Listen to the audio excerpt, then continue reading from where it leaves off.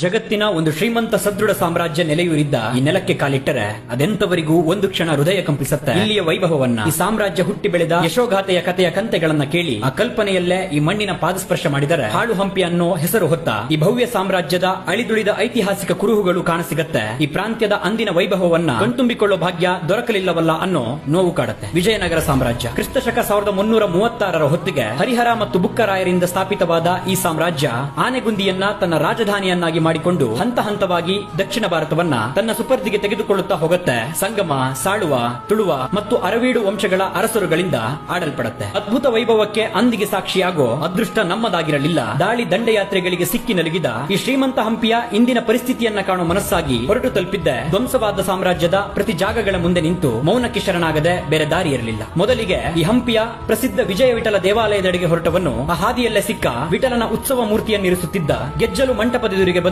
ಅದು ಅದ್ಭುತ ಕೆತ್ತನೆಗಳನ್ನು ಹೊಂದಿದ ಅನೇಕ ಅಲಂಕಾರಿಕ ಕಂಬಗಳಿಂದ ನಿರ್ಮಾಣವಾಗಿದೆ. ಪ್ರಶಾಂತವಾದ ಈ ಮಂಟಪದ ಆವರಣದಲ್ಲಿ ಸುತ್ತು ಬಂದು ಮುಂದುವರಿದರೆ ಅಲ್ಲಿ ಕುದುರೆಗೊಂಬೆ ಮಂಟಪ ಎದುರಾಗಿತ್ತು. ಈ ಮಂಟಪ ಯೋಳಿ ಅಥವಾ ಬ್ಯಾಳ ಎಂಬ ಪೌರಾಣಿಕ ಜೀವಿಯ ಕೆತ್ತನೆಗಳು ಕಂಬಗಳ ತುಂಬೆಲ್ಲ ತುಂಬಿತ್ತು. ಅಲ್ಲಿಂದ ಹೆಜ್ಜೆ ಸರಿಸಿದರೆ ವಿಠಲ ದೇವಾಲಯದ ತೆಪ್ಪೋತ್ಸವ ನಡೆಯುತ್ತಿದ್ದ 16ನೇ ಶತಮಾನದ ಪುಷ್ಕರಣಿ ಕಾಣಸಿಗುತ್ತೆ. ಮಧ್ಯದಲ್ಲಿರುವ ಒಂದು ಧ್ವಂಸವಾದ ಮಂಟಪ ಈ ಪುಷ್ಕರಣಿಯನ್ನ ಮತ್ತಷ್ಟು ಅಂದವಾಗಿ ಕಾಣೋ ಹಾಗೆ ಮಾಡುತ್ತೆ. ಮುಂದುವರಿದು ಇನ್ನೇನು ವಿಜಯ ವಿಠಲ ದೇವಾಲಯ ಎದುರಾಗ ಹೊತ್ತಿಗೆ ಅದರ ಪಕ್ಕದಲ್ಲೇ ಸಂತೆಗಳು ನಡೆಯುತ್ತಿದ್ದ ಸಾಲು ಸಾಲು ಕಲ್ಲಿನ ಕಟ್ಟಡಗಳು ಕಂಡವು. ಮುತ್ತು, ರತ್ನ, ವಜ್ರ ವೈಢೂರ್ಯಗಳನ್ನ ಸೇರುಗಳಲ್ಲಿ ಮಾರುತ್ತಿದ್ದ ಈ ಬಜಾರುಗಳ ಬೀದಿಗಳಲ್ಲಿ ಸಾಗಿದವನಿಗೆ ಈ ಜಾಗ ಅಂದಿಗೆ ಜನರಿಂದ ತುಂಬಿದ್ದ ಕಲ್ಪನೆಗಳು ಮನದಲ್ಲಿ ಹಾದುವರು. ಇಲ್ಲಿದ್ದ ಅಪಾರ ಸಂಪತ್ತಿನಿಂದಲೇ ಈ ಸಾಮ್ರಾಜ್ಯ ಅಂದಿಗೆ ಅನೇಕ ದಾಳಿಗಳನ್ನ ಎದುರಿಸಬೇಕಾಯಿತು. ಇಲ್ಲಿಯ ಐಶ್ವರ್ಯ ಮತ್ತು ಸೌಕರ್ಯಗಳನ್ನ ಕಂಡು ಬಹುಮನಿ ಸುಲ್ತಾನರ ಹುಬ್ಬೇರುತ್ತಿತ್ತು. ಒಂದೆಡೆ ಈ 5 ವಂಶಗಳ ಹಲವಾರು ರಾಜರುಗಳು ತಮ್ಮ ಕಾಲದಲ್ಲಿ ವಿಜಯನಗರ ಸಾಮ್ರಾಜ್ಯದ ಬಲ ವೃದ್ಧಿಸುತ್ತಾ ಹೋದಂತೆ ಮತ್ತೊಂದೆಡೆ ಬಹುಮನಿ ಸುಲ್ತಾನರ ದಾಳಿಗಳು ಹೆಚ್ಚಾಗುತ್ತಾ ಹೋಗಿತ್ತು. ಅವರೆಲ್ಲರ ಅಟ್ಟಹಾಸವನ್ನ ಮೆಟ್ಟಿ ವಿಜಯನಗರ ಸಾಮ್ರಾಜ್ಯವನ್ನ ಉತ್ತುಂಗಕ್ಕೇರಿಸಲು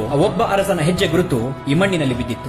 ಅವನೇ ಕರ್ನಾಟಕ ರತ್ನ ಸಿಂಹಾಸನದ ಈಶ್ವರ ಶ್ರೀಕೃಷ್ಣ ದೇವರಾಯ. ಅವನ ಯುಗದ ಉಳಿದ ಹಂಪಿಯ ಅದ್ಭುತ ಜಾಗದ ಅನಾವರಣ ಮುಂದಿನ ಭಾಗದಲ್ಲಿ ಆಗಲಿದೆ. ಹಂಪಿಯ ಅಂತರಾಳದಲ್ಲಿ ನಾವರಿಯದ ಅದೆಷ್ಟೋ ನೋವಿನ ಕಥೆಗಳು ಹುದುಗಿ ಹೋಗಿದೆ.